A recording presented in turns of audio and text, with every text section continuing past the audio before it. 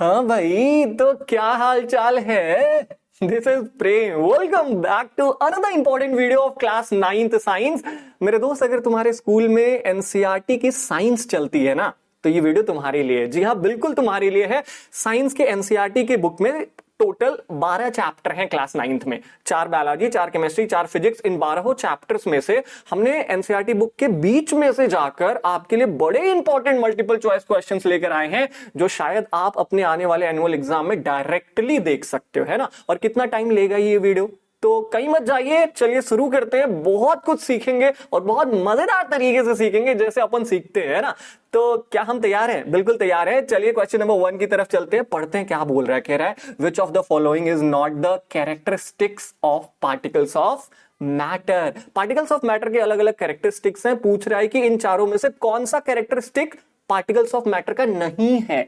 चलिए एक एक करके पढ़ते हैं। Particles of matter have space between them, बिल्कुल सही है। ठीक है, इनके पार्टिकल्स के बीच में स्पेस होता है, चाहे सॉलिड हो, लिक्विड हो, गैस हो। इन सभी के जो पार्टिकल्स होते हैं ना, इनमें काफी गैप होता है। दूसरा, particles of matter are continuously moving. ये बात भी बिल्कुल सही है कि जो पार्टिकल्स ऑफ मैटर होते हैं ना, फॉर एग्जांपल ये कोई सॉलिड रखा है ना, तो इनके अंदर के जो पार्टिकल्स है ना, वो थोड़े थोड़े ऐसे ऐसे मूव कर रहे होंगे। हमें अपनी विजिबल आईज से दिखेगा नहीं, लेकिन मूव करते हैं। तो ये दोनों प्रॉपर्टीज हो गई। तीसरा, particles of matter possesses potential energy.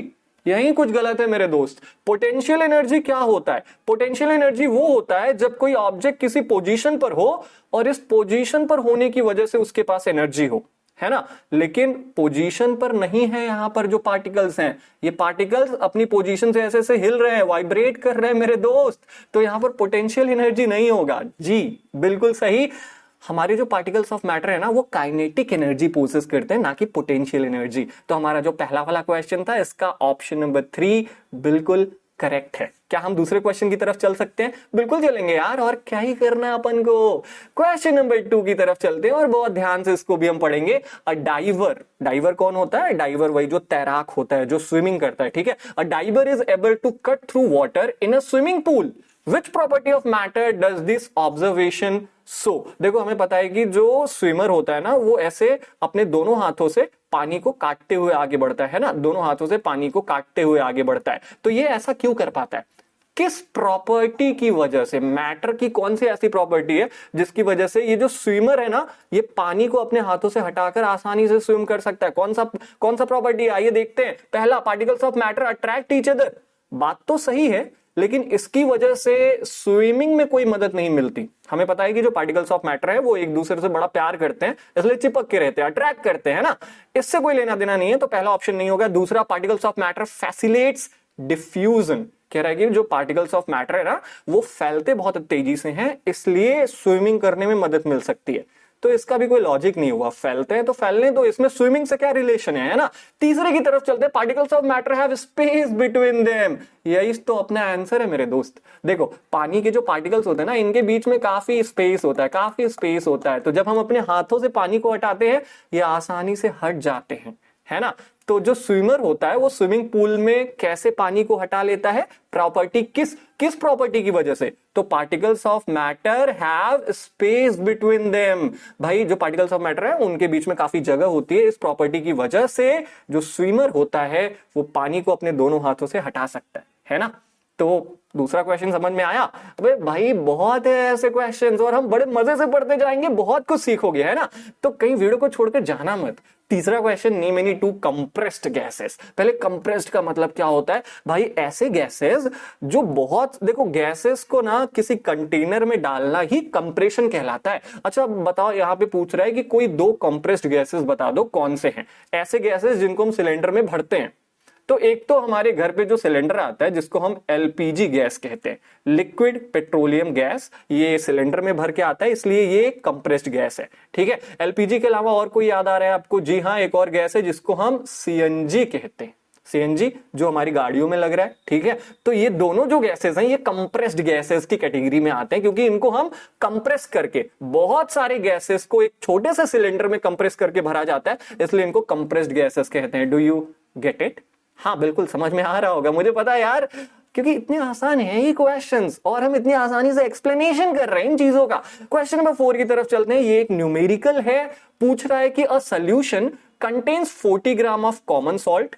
ठीक है, मतलब एक सोल्यूशन है जिसमें कॉमन सॉल्ट हमने मिला दिया लगभग 40 ग्राम। तो किसी सोल्यूशन में जो चीज मिलाई जाती है उसको हम कहते हैं सल्यूट। ठीक है, याद रखना।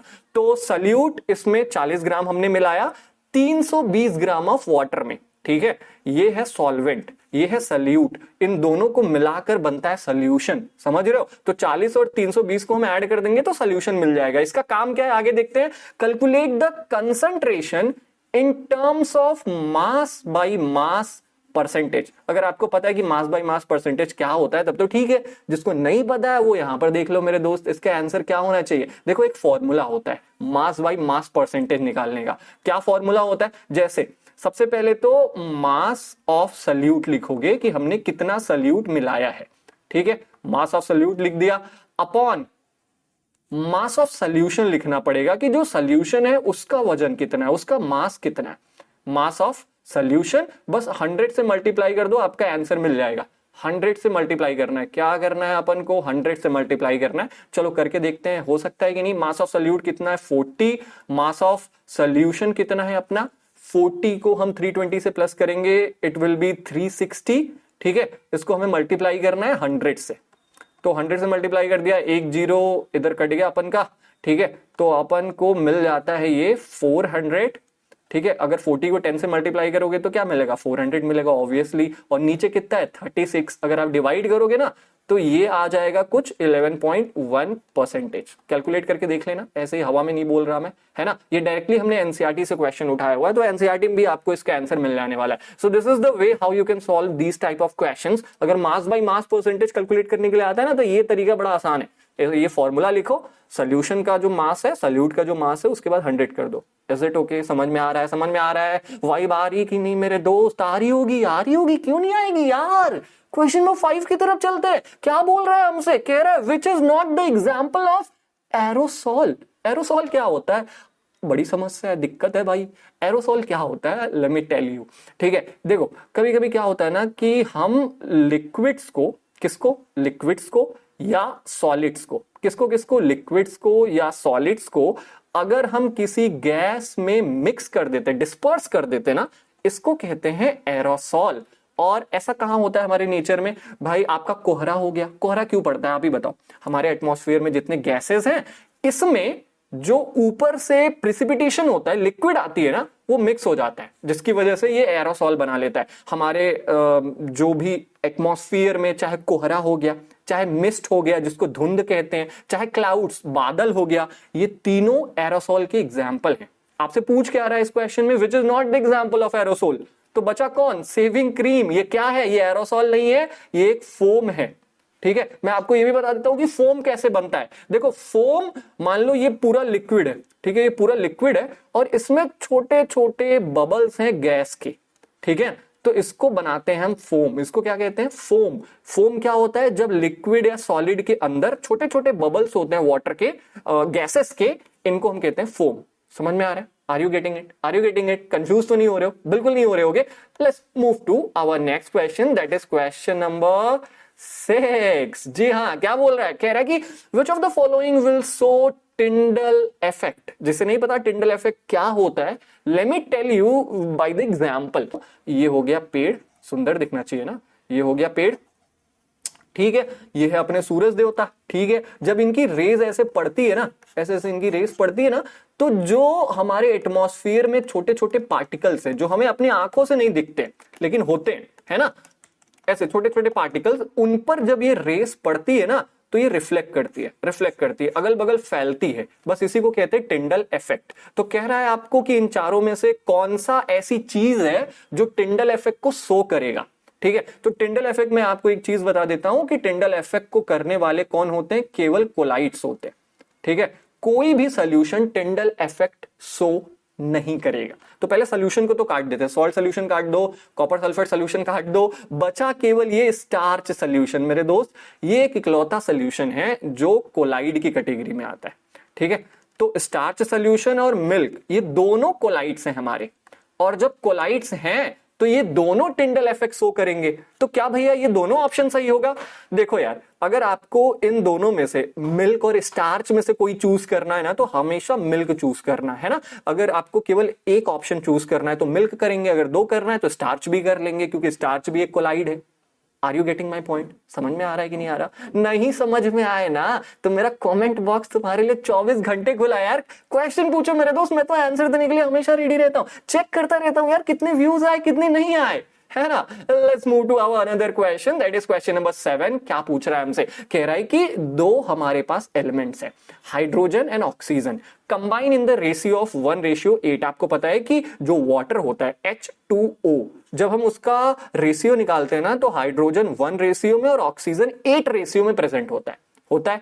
अच्छा, अब इसमें कह रहा है कि इतना तो हमें पता है, कह रहा है कि what mass of oxygen gas would be required to react completely with 3 gram of hydrogen gas. कह रहा है कि भाई 1 ग्राम हाइड्रोजन है तो हमें 8 ग्राम ऑक्सीजन चाहिए। अच्छा, मान लो हमें 3 ग्राम हाइड्रोजन मिल गया तो कितना ऑक्सीजन चाहिए अपन को? बताओ। जब हमने 1 को 3 किया, मतलब मल्टीप्लाई किया ना 3 से, तो 8 को भी 3 से मल्टीप्लाई कर दो। 8 1 जा 8, 8 2 जा 16, 8 3 जा 24, तो 3:24 इसका आंसर होगा। जी हाँ, क्या होगा? 3:24। ये रेशियो याद रखना, ठीक है, कि जो वाटर होता है वो हमेशा 1:8 में पाया जाता है। अब मान लो इसने हाइड्रोजन का मास दे दिया 4 दे दिया होता तो हम 8 को 4 से मल्टीप्लाई करते, यहां 5 ग्राम होता तो हम 8 को 5 से मल्टीप्लाई करते। आई होप समझ पा रहे होगे, है ना। अच्छा, चलते अपने नेक्स्ट क्वेश्चन की तरफ। ये हमसे क्या पूछ रहा है? AMU। What is AMU?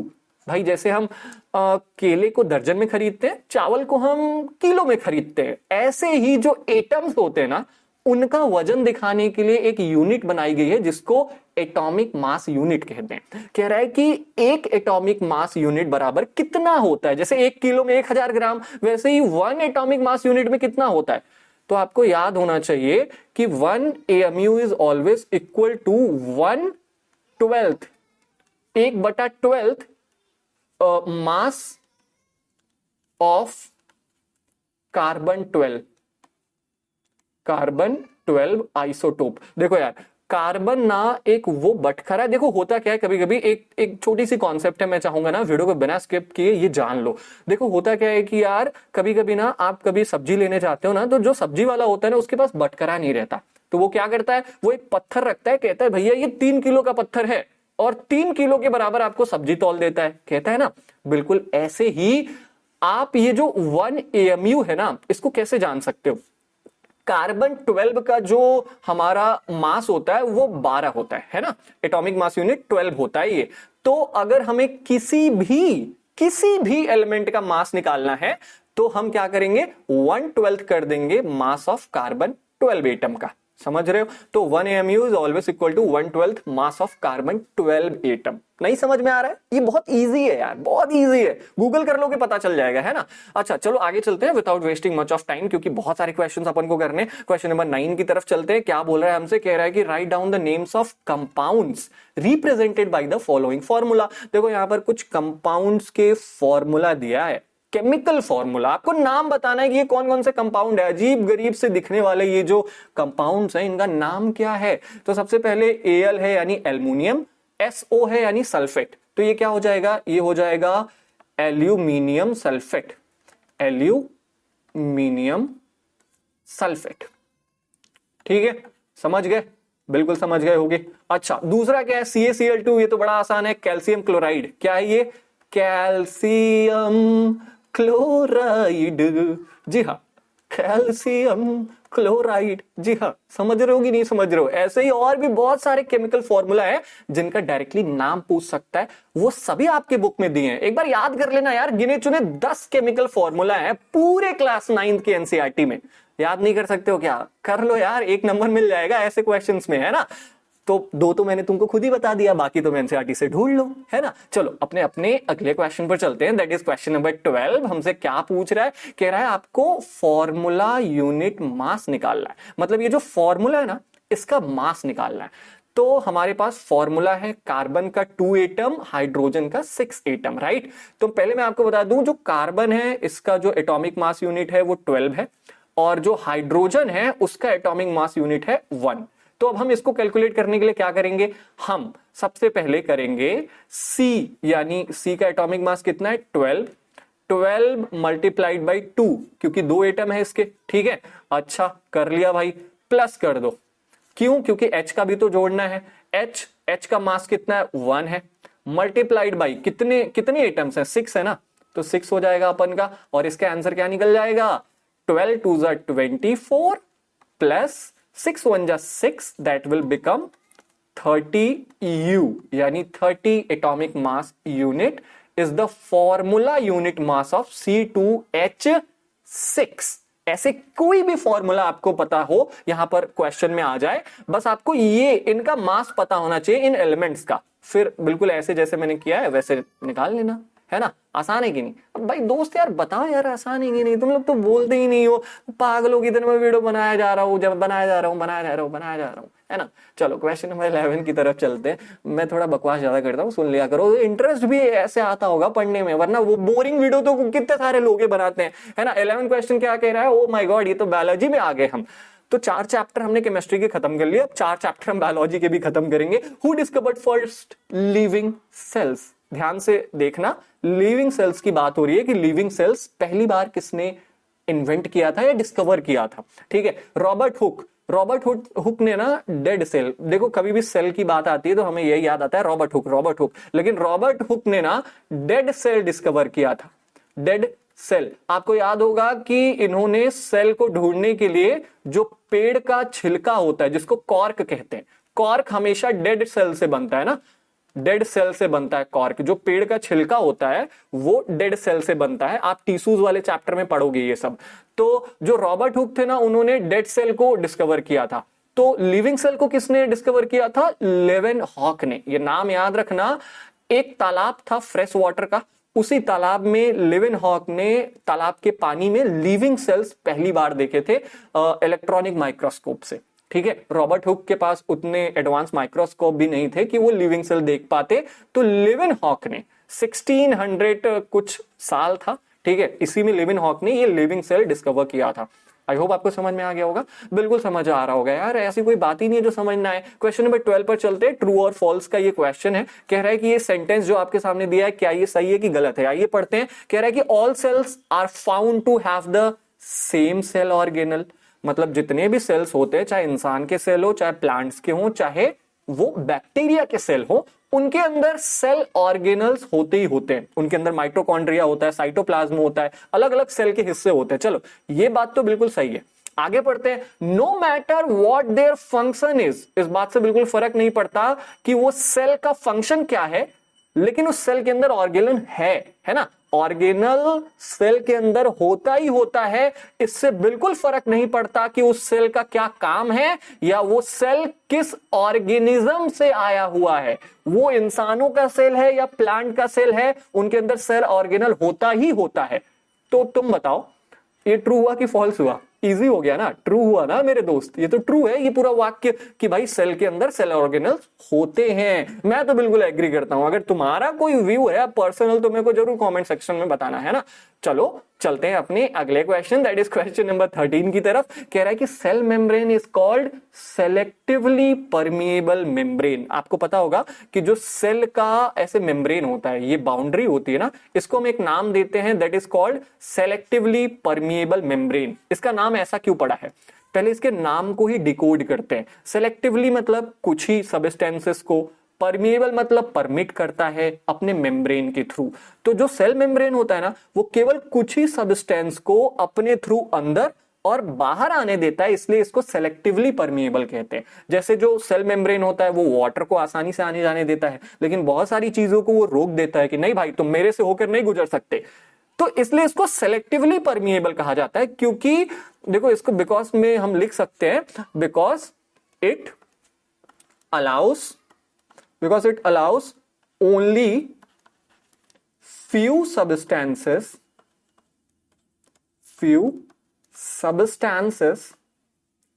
to move in and out, ठीक है। मतलब जो सेल मेम्ब्रेन होता है ना, वो अपने थ्रू केवल कुछ ही मटेरियल्स को अंदर बाहर करने देता है, इसलिए उसको कहते हैं सेलेक्टिवली। चुन कर कुछ चीजों को वो अंदर बाहर करने देता है, इसलिए सेलेक्टिवली परमिएबल मेम्ब्रेन होता है। ठीक है, तो आई होप कि आपको ये आंसर मिल गया होगा। देख लेना, रट्टा मार लेना जैसे तुमको कंफर्टेबल हो।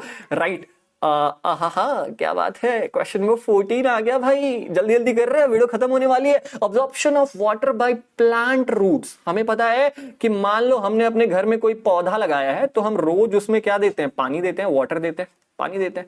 अब आपने देखा होगा कि पानी ना अगले दिन एब्जॉर्ब हो जाता है, तो वो पानी कहां जाता है, तुमने कभी सोचा है? जो प्लांट के रूट्स होते हैं ना, ऐसे जो प्लांट के रूट्स होते हैं, वो जो पानी इस मिट्टी से नीचे जाता है, यहां सब पानी इकट्ठा रहता है, तो ये प्लांट के रूट्स क्या करते हैं ना, इन पानी को एब्जॉर्ब कर लेते हैं।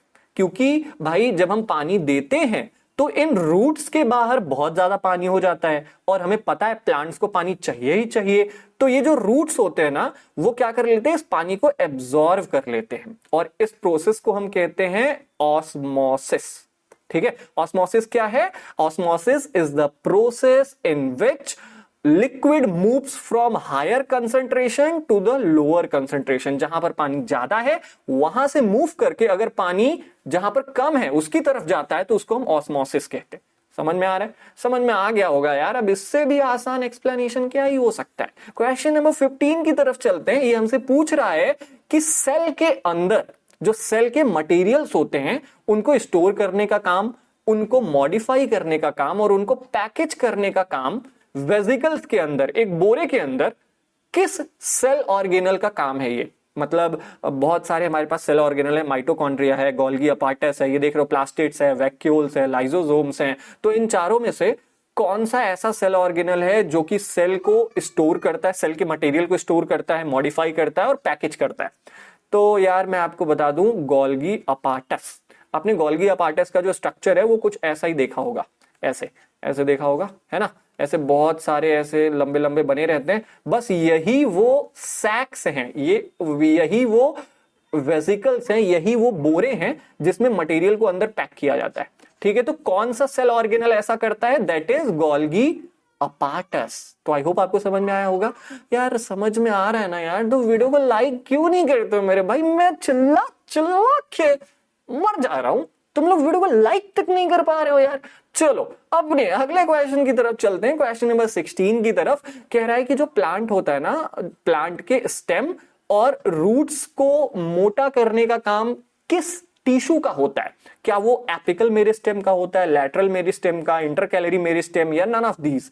तो लेट मी टेल यू, एक एक करके इन सभी का यूज में बता देता हूं। एपिकल मेरिस्टेम का क्या होता है? ये tip of plant, tip of plant यानी प्लांट का रूट और शूट, इनकी लेंथ बढ़ाता है। ठीक है, तो चौड़ा तो बिल्कुल नहीं करता। लैटरल मेरिस्टेम, ये जो स्टेम है ना, उसकी मोटापा को बढ़ाने में काम आता है, गर्थ को बढ़ाने में काम आता है। और जो इंटरकैलरी है ना, वो स्टेम के लेंथ को बढ़ाता है, स्टेम के लेंथ को। ठीक है, तो प्लांट के जो रूट्स और शूट्स होते हैं उनके लेंथ को बढ़ाने के लिए एपिकल मेरिस्टेम, प्लांट के चौड़ाई को बढ़ाने के लिए लैटरल मेरिस्टेम, और प्लांट के स्टेम्स को लंबा करने के लिए हमारा इंटरकैलरी मेरिस्टेम। तो आई होप आपको समझ में आ गया होगा। और इस वाले क्वेश्चन का आंसर क्या होगा हमारा? लैटरल मेरिस्टेम, जो कि रिस्पॉन्सिबल होता है स्टेम एंड रूट के गर्थ को इंक्रीज करने के लिए, मोटापे को इंक्रीज करने के लिए। Are you getting my point? हाँ, बिल्कुल समझ में आ रहा होगा, है ना? चलो क्वेश्चन नंबर 17 की तरफ चलते हैं। बोल रहा है collenchyma tissue helps in of plants. Collenchyma tissue एक तरीके का टिश्यू है, प्लांट्स के अंदर पाया जाता है। वो कौन से काम करने के लिए यूज होता है? जैसे हमारे अंदर मस्कुलर टिश्यू है, नर्वल टिश्यू है, उनका अलग अलग काम है, वैसे ही प्लांट के अंदर एक कॉलेनकाइमा टिश्यू है, इसका काम क्या होता है? तो कॉलेनकाइमा का जहां भी नाम आया ना, याद रखना, ये प्लांट को फ्लेक्सिबल रखने में मदद करता है। जो प्लांट्स हवा चलने पे कभी इधर घूमते हैं, कभी इधर घूमते हैं, कभी इधर घूमते, कभी इधर घूमते हैं, और टूटते भी नहीं है, ये होता क्यों है? ये इसी कॉलेनकाइमा टिश्यू की वजह से होता है। तो collenchyma tissue helps in flexibility of plants. Are you getting my point? हाँ, समझ में आ रहा होगा। अगले क्वेश्चन पर चलते हैं। Question number 18, which of the following is true about displacement? सबसे पहले डिस्प्लेसमेंट को ना हम शॉर्टेस्ट डिस्टेंस के नाम से जानते हैं। शॉर्टेस्ट डिस्टेंस, कोई भी पूछे क्या भाई डिस्प्लेसमेंट, शॉर्टेस्ट डिस्टेंस, किस चीज के बीच में शॉर्टेस्ट डिस्टेंस? मान लो एक इंसान है, यहां चलता है, यहां तक आता है, फिर यहां तक आता है, फिर यहां तक आता है, इन दोनों के बीच में जो सबसे शॉर्ट रास्ता होगा इसी को हम कहते हैं डिस्प्लेसमेंट, राइट? समझ पा रहे होगे? तो आपको 4 ऑप्शंस नीचे दिए गए, बोल रहा है कि which of the following is true about displacement. इसमें 3 चीजें गलत दी हैं, आपको एक सही ढूंढना है जो डिस्प्लेसमेंट के बारे में सही बात है, ठीक है? पहला, it can not be zero, क्या डिस्प्लेसमेंट जीरो नहीं हो सकता? हो सकता है भाई, तो ये ऑप्शन तो बिल्कुल नहीं होगा। मान लो तुम यहां से चले, घूम फिर के वापस आ गए, डिस्प्लेसमेंट जीरो हो गया। तीसरा ऑप्शन, दूसरा, its magnitude is greater than that of distance, क्या मान लो इंसान यहां से यहां तक चलता है, एक डिस्टेंस कवर करता है, क्या डिस्प्लेसमेंट डिस्टेंस से भी ज्यादा हो सकता है? बिल्कुल नहीं, तो ये ऑप्शन भी नहीं होगा। तीसरा, its magnitude is less than the distance, इंसान 2 मीटर चलता है और क्या डिस्प्लेसमेंट का जो मैग्नीट्यूड है वो इस डिस्टेंस से कम हो सकता है? हाँ, ये बात तो सही है भाई। चौथा भी पढ़ लेते हैं, its magnitude can be less, कम भी हो सकता है, इक्वल भी हो सकता है डिस्टेंस से। तो ये चौथा ऑप्शन बिल्कुल सही है। ज्यादा तो बिल्कुल नहीं होगा, ग्रेटर बिल्कुल भी नहीं होगा, और जीरो भी हो सकता है, तो it can not be zero option गलत है, right? Now let's move to another question, that is question number 19। पढ़ते हैं क्या दिया गया भाई। An object travels 16 metre in 4 seconds and then another 16 metre in 2 seconds. आपको निकालना क्या है? एवरेज स्पीड निकालनी है। अच्छा, एवरेज स्पीड का फॉर्मूला पढ़े हो कि नहीं? सच सच बताओ यार, मुझे तो पता ही है, पढ़ाई कि नहीं पढ़ा है ना? एवरेज स्पीड का फॉर्मूला बहुत इजी है, इसको हम कहते हैं टोटल डिस्टेंस। भाई कितना डिस्टेंस टोटल चला है, ठीक है, और कितने टाइम में चला है, टोटल टाइम इसने कितना लिया हुआ है। तो इस फॉर्मूले पर ये वैल्यू रखते हैं, देखते हैं निकलता है कि नहीं निकलता है। तो सबसे पहले 16 मीटर हो गया डिस्टेंस, और 16 मीटर दूसरा डिस्टेंस है ना, 2 डिस्टेंस है ना इसमें, पहले 16 मीटर चला फिर दूसरा 16 मीटर, तो 16 और 16 को हम ऐड कर देंगे, राइट? अपॉन टोटल टाइम कितना लगा, 4 and 2, यानी 4 and 2 को भी प्लस करते हैं अपन, ठीक है? ये टोटल कितना आ जाता है, 16 + 16 हो जाता है 32 upon 6, and if we divide 6 by 32 तो इट विल बिकम समवॉट 5.33, और इसकी यूनिट क्या होगी, मीटर पर सेकेंड, क्योंकि ये क्या है, स्पीड है, राइट? तो समझ में आ रही होगी चीजें, तो स्क्रीनशॉट ले लेना so that we can move forward. And the next question is question number 20। एक एक क्वेश्चन जो मैं करवा रहा हूं ये एनसीईआरटी से लिया हुआ है, और हु नोस के आपके एनुअल एग्जाम में डायरेक्ट ये क्वेश्चंस पूछे जाए। ध्यान से पढ़ो, और आखिरी वाले कुछ क्वेश्चंस ना बड़े कमाल के हैं। Odometer in automobiles is used to measure. आपने देखा होगा गाड़ियों में मीटर लगा होता है ना, एक तो स्पीड को दिखाता है कि भाई तुम कितनी स्पीड से जा रहे हो, एक दिखाता है कि कितना किलोमीटर आप चलते हो। बस इसी को हम कहते हैं क्या, ओडोमीटर। क्या कहते हैं इसको, ओडोमीटर। अब क्वेश्चन पढ़ते हैं। क्वेश्चन कह रहा है ओडोमीटर इन ऑटोमोबाइल्स, गाड़ियों में जो ओडोमीटर यूज होता है वो किस लिए यूज होता है। अब बताओ तुम कि ये जो छोटी सी मशीन होती है जिसमें किलोमीटर बताता है, वो किस लिए होता है, डिस्टेंस मेजर करने के लिए होता है ना? तो हमारा करेक्ट ऑप्शन क्या हो जाएगा, डिस्टेंस हो जाएगा, राइट? आपने देखा होगा, गाड़ी में अभी नहीं देखा तो जाके फिर देखो, ऐसे कुछ नंबर्स में रहते हैं, ऐसे कुछ नंबर्स लिखे रहते हैं इसमें 1 4 ऐसे कुछ कर करके ये नंबर्स बदलते रहते हैं जैसे जैसे आप गाड़ी चलाते रहते हो, राइट? तो ये डिस्टेंस को बताते हैं आप कितना डिस्टेंस कवर कर रहे हो। Let's move to another question, that is question number 21।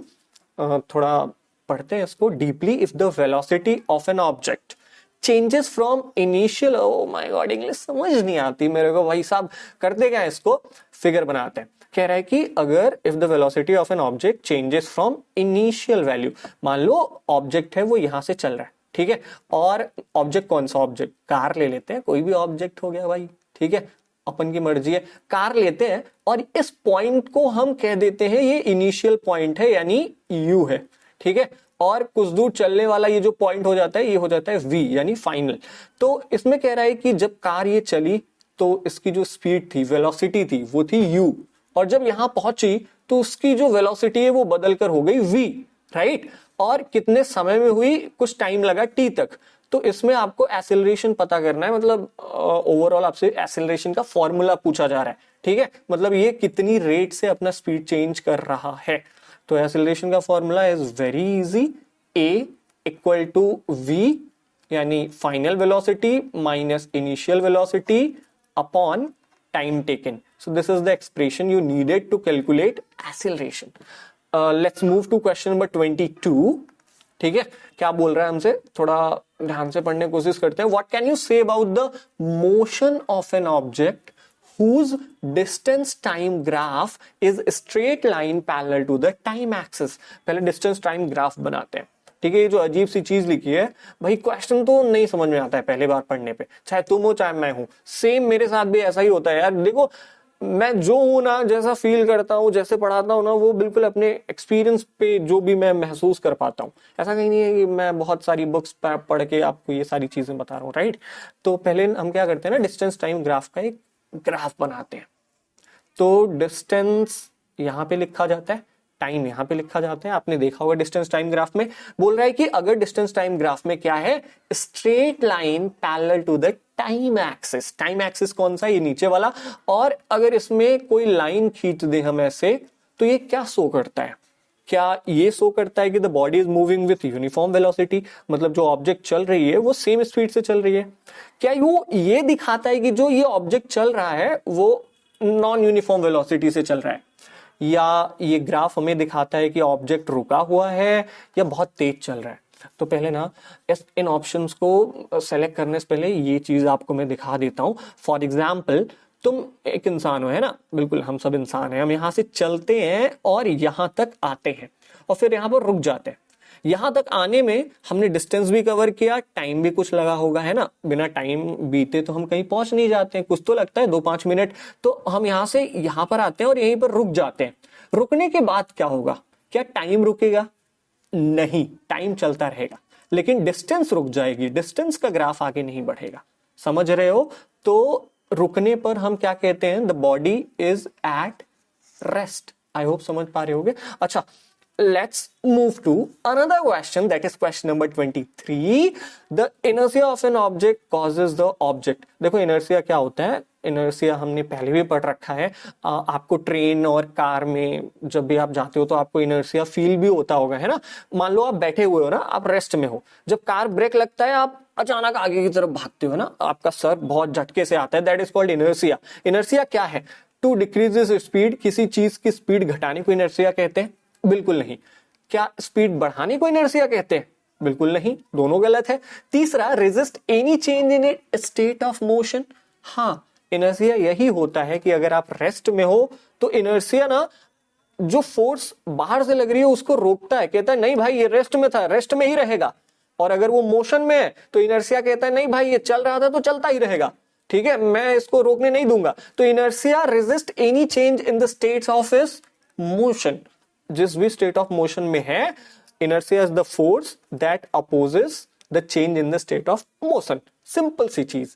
तो फोर्थ ऑप्शन है बोथ ए एंड बी। क्या दोनों सही है? नहीं, दोनों गलत है। तो हमारा ऑप्शन कौन सा होगा? Third option is the correct option. Let's move to question number 24। Bore तो नहीं कर रहा हूं दोस्त, अगर ऐसा है ना तो आप वीडियो छोड़ के जा सकते हो, इट्स ओके, बट दोबारा आके देख लेना, है ना, कंटिन्यू कर लेना। अच्छा, let's move to question number 24। Question number 24, a goalkeeper in a football game pulls his hands backwards after holding the ball short at the goal। This enable goalkeeper to। आपने देखा है कि जब क्रिकेट में भी हम कैच वगैरह लेते हैं ना तो हम अपना हाथ बहुत पीछे कर लेते हैं। अब ऐसा क्यों किया जाता है भाई?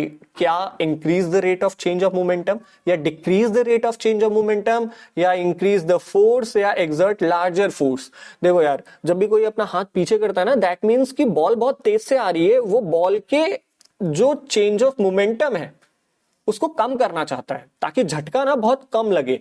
तो सेकेंड वाला ऑप्शन हमारा बिल्कुल सही है, decrease the rate of change of momentum. Rate of change of momentum को आप हिंदी में ना झटके से याद रख सकते हो ना। अगर बहुत तेज से कोई चीज आती है और कोलाइड करती है तो उससे होता क्या, उसका चेंज ऑफ मोमेंटम होता है, यानी उसको बहुत तेज झटका लगता है। Got it? Let's move to another question, that is question number 25। बहुत ही सिंपल सा क्वेश्चन, मतलब बहुत ही बच्चों सा हलवा सा question. What does a block of plastic released under water come up to the surface of water? कह रहा मान लो नदी है ना, नदी है और तुमने कुरकुरे का चिप्स खा के फेंक दिया। क्या फेंका तुमने फेंका कुरकुरे, ठीक है, कुरकुरे भाई कुरकुरे। हाँ, तुमने कुरकुरे का चिप्स खा के फेंक दिया और तुमने देखा कि कुरकुरे का चिप्स ये तो पानी के ऊपर तैर रहा है। ऐसा क्यों होता है? Its density is greater than that of water.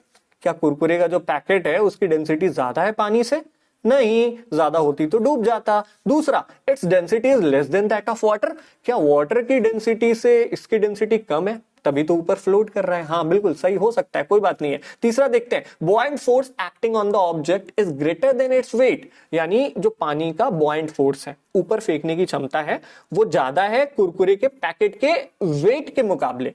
बिल्कुल, कुरकुरे का पैकेट हल्का होता है और पानी का जो दबाव है वो बहुत तेज होता है ना, बॉयंट फोर्स इसमें ज्यादा लग रहा है। तो दोनों वाला हो सकता है, हम बोथ बी एंड सी कर सकते हैं। इट इज ओके ना? समझ आ रहा है कि नहीं भाई साहब? समझ ना आए ना तो कमेंट सेक्शन में कमेंट कर देना, I will reply each and every comment, every question from you. Let's move to question number 26. Gravitational force between earth and object is known as, यानी अर्थ एंड ऑब्जेक्ट के बीच में जो ग्रेविटेशनल फोर्स लगता है हम उसको क्या कहते हैं? फॉर एग्जाम्पल, एक बच्चा पैदा होता है, ठीक है, पैदा होता है तो पैदा होती है इसके अंदर सबसे पहले एक चीज होती है, मास।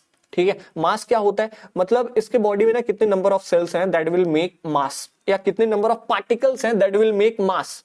लेकिन इसके अंदर एक चीज और भी आ जाती है, जब ये धरती पे आता है तो क्या आ जाती है? इसका मास तो रहता ही रहता है, प्लस इसमें ग्रेविटेशनल फोर्स ऐड हो जाता है ना, ग्रेविटेशन राइट, ग्रेविटेशनल फोर्स इसमें ऐड हो जाता है। अब भाई पहले से ही इसके पास बहुत सारे सेल्स थे, उनका कुछ मास था, और धरती का ग्रेविटेशन भी इसने और ऐड कर लिया, तो दिस इज कॉल्ड वेट, है ना? इसको क्या कहते हैं? वेट कहते हैं इंसान का।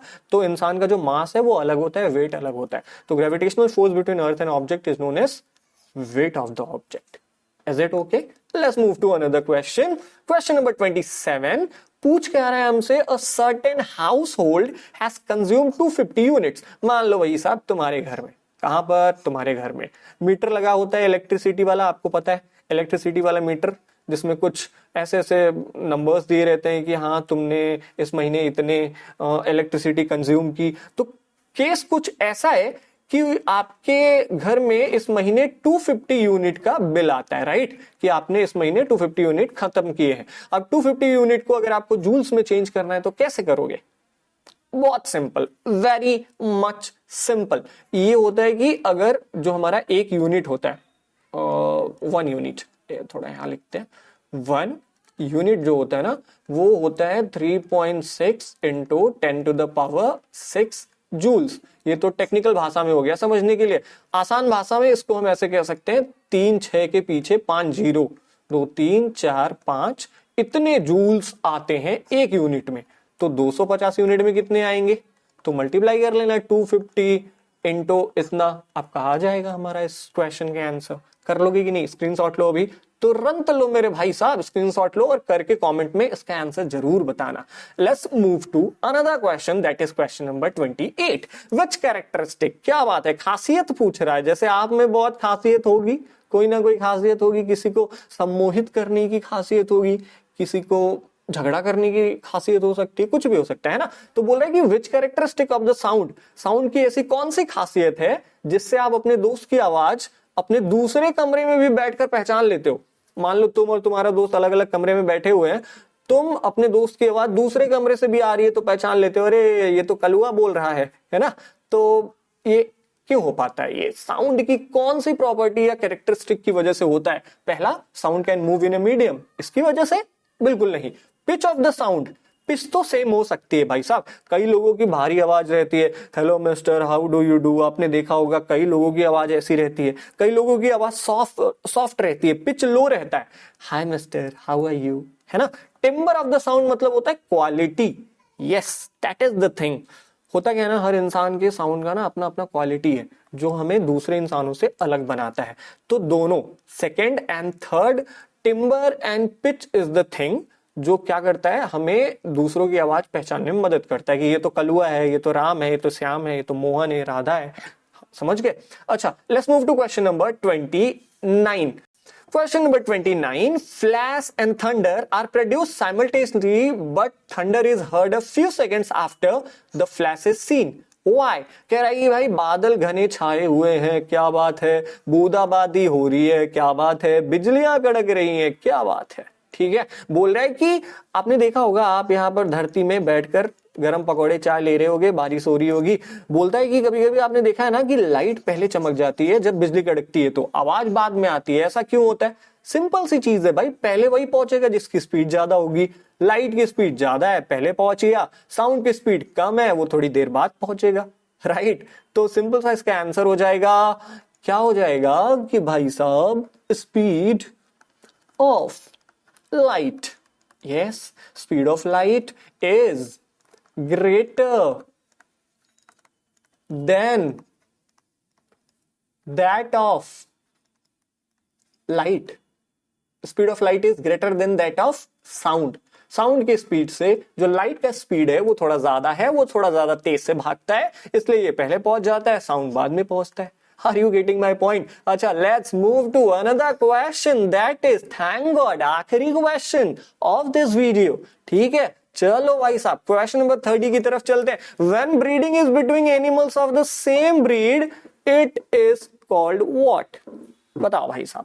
आउटब्रीडिंग कहते हैं, हाइब्रिड ब्रीडिंग कहते हैं, इनब्रीडिंग कहते हैं, नन ऑफ दीज कहते हैं, क्या कहते हैं अब ये बताइए आप।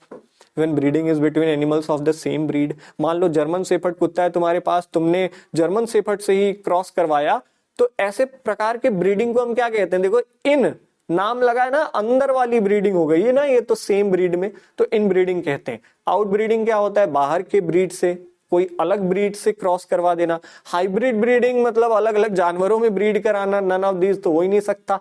इन ब्रीडिंग हमारा सही होगा। तो 30 वाला जो क्वेश्चन है, जब हम दो जानवरों को सेम ब्रीड के अंदर दोनों को रिप्रोड्यूस करवाते हैं बच्चा पैदा करने के लिए, जनसंख्या बढ़ाने के लिए, इसको हम इन ब्रीडिंग कहते हैं। समझ पा रहे हो मेरी बात? समझ गए होगे ना? तो वीडियो को लाइक कर देना, चैनल को सब्सक्राइब कर देना, अपने दोस्तों से दबा के शेयर करो यार। क्या और मतलब मैं क्या मांगता हूँ? पैसा मांगता हूँ, रुपया मांगता हूँ, रोटी मांगता हूँ, कपड़ा मांगता हूँ, मकान मांगता हूँ, क्या मांगता हूँ? सब्सक्राइब ही तो मांगता हूँ ना, कर दो मेरे दोस्त। चलो, love you all, bye bye, take care, educational hike family, जय हिंद।